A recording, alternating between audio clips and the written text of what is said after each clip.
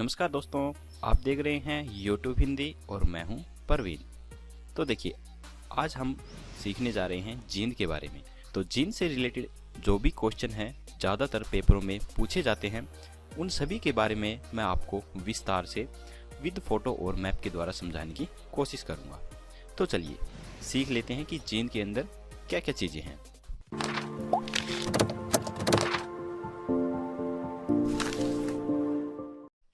तो देखिए, जो जींद की स्थापना की गई थी वो जब हरियाणा बना था 1 नवंबर 1966 को, उसी के साथ जींद अलग से जिला बना दिया गया था और जींद को जयंती देवी नगर भी बोला जाता है।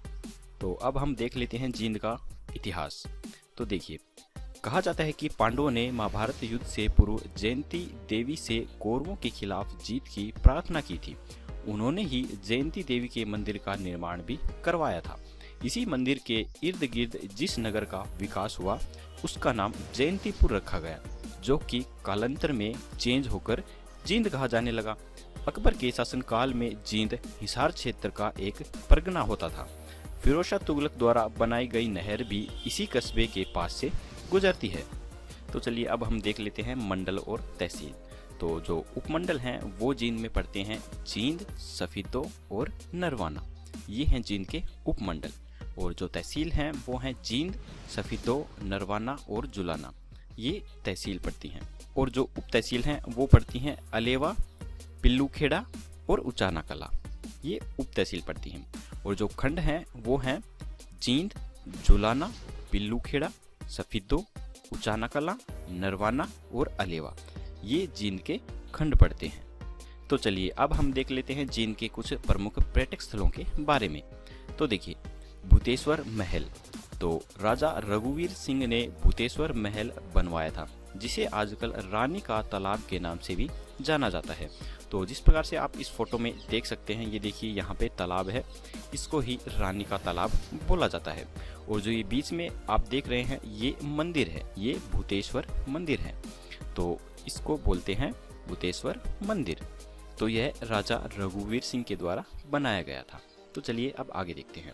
आगे है पांडु पिंडारा। यह एक पर्यटक स्थान है जहां माना जाता है कि पांडवों ने अपने पूर्वजों का यहां पर पिंडदान किया होगा।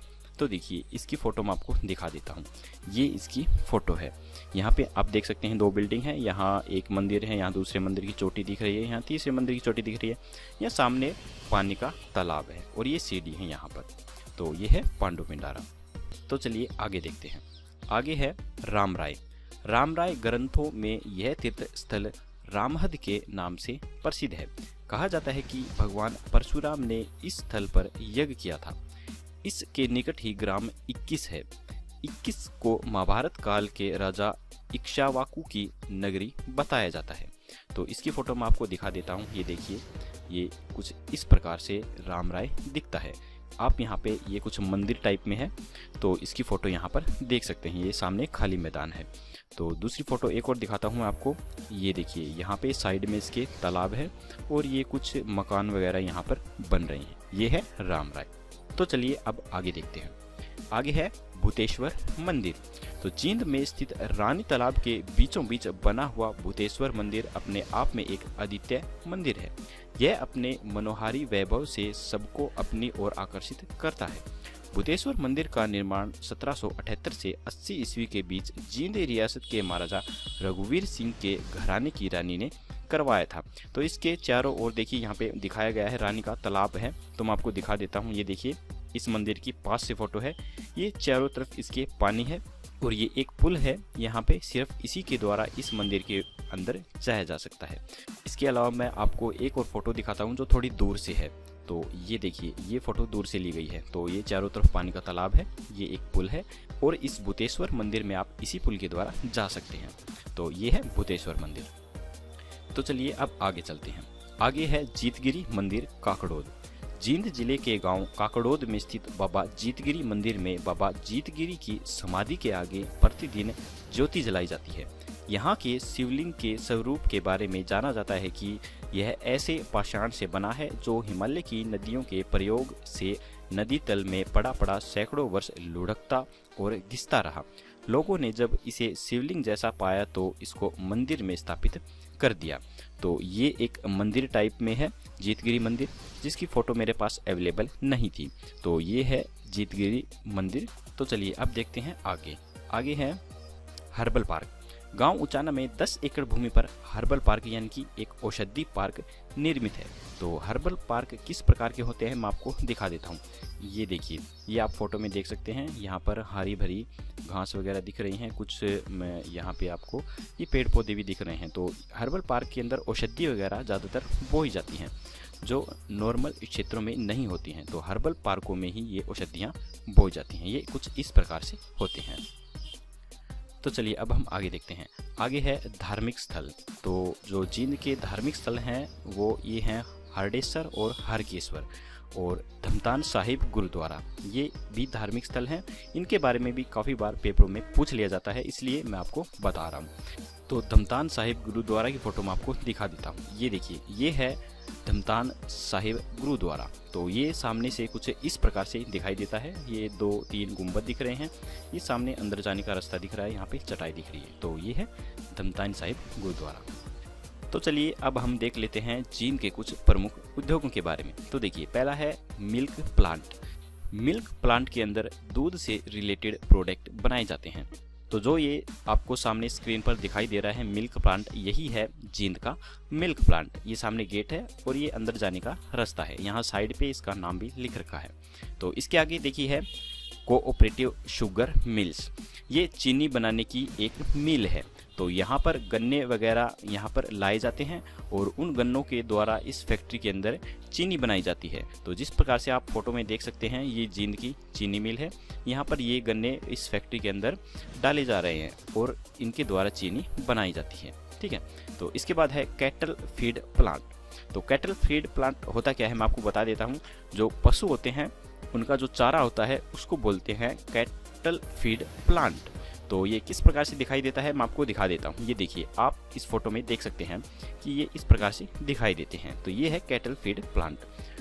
तो कैटल फीड प्लांटों में इन्हीं को बनाया जाता है, पशुओं के चारे को। ठीक है। तो इसके बाद है इंडस्ट्रियली केबल। तो इंडस्ट्रियली केबल के अंदर जो ये केबल होती है हमारी कुछ इस प्रकार से होती हैं। तो इन केबलों का निर्माण यहाँ पर किया जाता है। तो चलिए अब हम देखते हैं आगे है नेशनल हाईवे। तो जींद में जो नेशनल हाईवे हैं वो 2 गुजरते हैं। एक तो नेशनल हाईवे 71 और दूसरा है नेशनल हाईवे 65। ये 2 हमारे हरियाणा के जींद जिले से गुजरते हैं। तो आपको ये अच्छी तरह से समझ में आ सकें, इसलिए मैं इन हाईवे को मैप के द्वारा आपको समझा रहा हूँ। तो देखिए ये किस प्रकार से गुजरते हैं।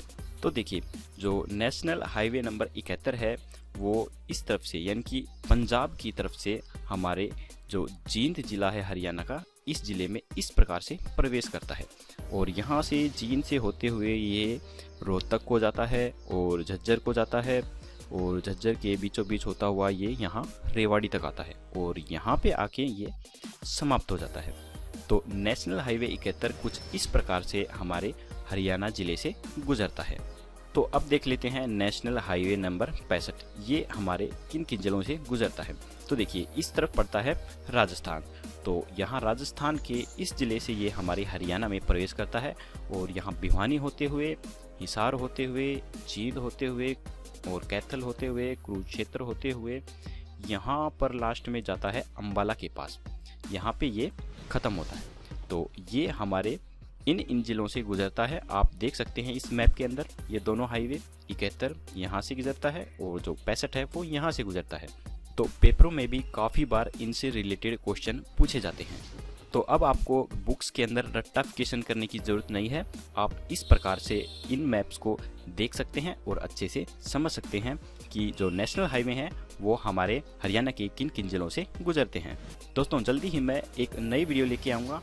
उसमें मैं आपको हरियाणा ज़िले से गुजरने वाले सभी हाईवे के बारे में पूरे विस्तार से और डिटेल से बताऊंगा।